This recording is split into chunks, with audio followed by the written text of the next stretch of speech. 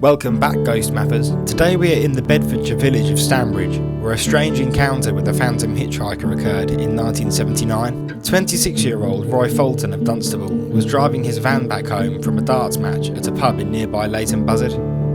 His route took him through Stanbridge. There are a couple of different versions that state either Peddars Lane or Station Road to be the exact location. Unfortunately, I was unable to ascertain the definitive answer, so I shall just refer to it as the road.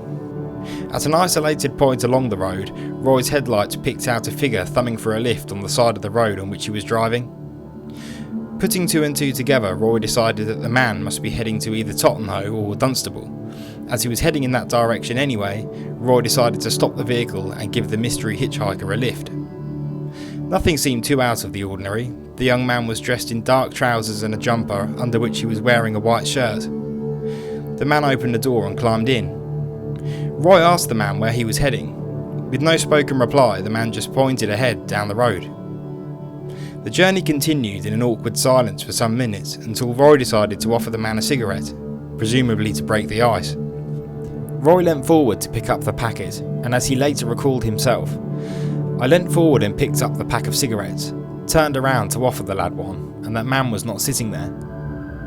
Thinking he may have climbed into the back of the van, Roy pulled over, turned on the interior lights and searched the entire vehicle, but there was absolutely no one else there.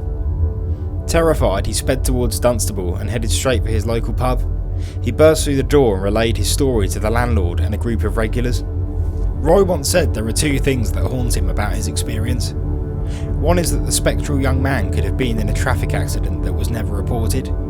The second being whoever or whatever this apparition was might follow him home. In some 40 years of telling his story, Roy's account never changed, deviated or faltered.